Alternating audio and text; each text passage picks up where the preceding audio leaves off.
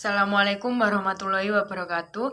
Perkenalkan, nama saya Ananda Putri Pramudita dari Prodi Perbankan Syariah dengan kelas PS 3D dari mata kuliah Pengantar Bisnis dengan NIM 21402068. Di sini saya akan menanggapi artikel dari media online dengan judul Ancaman Resesi 2023 dan Krisis 2008. Faisal Basri paparkan perbedaan kondisinya. Jadi apa bedanya krisis 2008 dan kemungkinan resesi yang akan datang, dan bagaimana dampaknya ke Indonesia dan langkah yang sebaiknya ditempuh oleh pemerintah. Pendahuluannya, sejarah perkembangan ekonomi dunia mengajarkan bahwa krisis global yang terjadi selalu dimulai dengan krisis di sektor ekonomi atau finansial. Krisis yang bersumber pada pasar surat utang subprime mortgage di AS pada 2007 sampai 2008 telah menyebabkan terjadinya resesi ekonomi global yang didahului oleh perlambatan pertumbuhan ekonomi secara signifikan.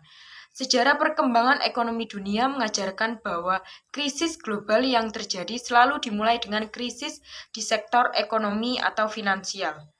Krisis yang bersumber pada surat utang subprime mortgage di AS pada 2007 sampai 2008 telah menghantui terjadinya resesi ekonomi global yang didahului oleh perlambatan pertumbuhan ekonomi secara cukup signifikan. Kini, kemungkinan terjadinya guncangan ekonomi global bergaung kembali, salah satunya karena terimbas invasi dari perang Rusia ke Ukraina. Dana Moneter Internasional atau IMF merevisi prediksi pertumbuhan ekonomi global 2023 menjadi 2,7%, lebih lambat dibandingkan dengan prediksi tahun ini, yakni sebesar 3,2%. Lembaga tersebut mengingatkan bahwa pada 2023 sebagian orang akan merasakan resesi dalam kondisi perekonomian yang menyakitkan.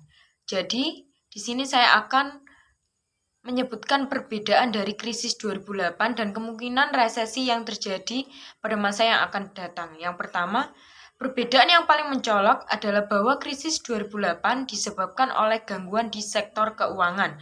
Sementara resesi global saat ini dan masa yang akan datang lebih disebabkan karena adanya gangguan rantai pasok atau supply chain yang diawali oleh pandemi COVID-19, serta diperparah oleh perang Rusia dan Ukraina, dan kemungkinan tensi perang dagang antar negara.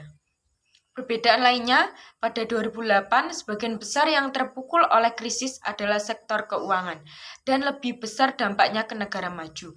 Saat ini, jika terjadi krisis, dampaknya akan lebih merata ke seluruh negara baik maju maupun berkembang.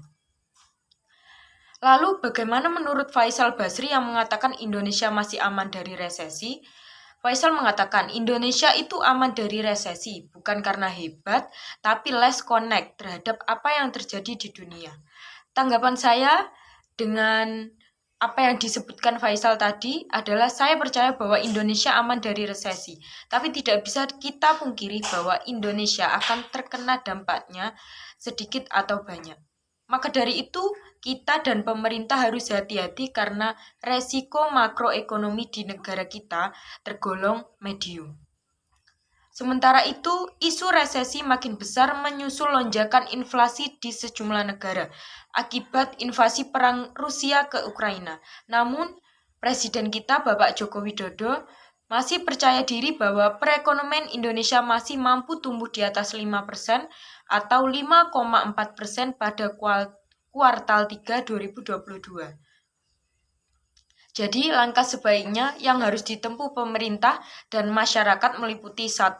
Sebaiknya masyarakat mulai beralih menyimpan dananya ke produk-produk investasi. Instrumen investasi yang tak akan berdampak pada inflasi dan bisa menjadi pilihan, contohnya adalah emas, tanah, hingga saham. Dan investasi yang dilakukan harus bertujuan jangka panjang.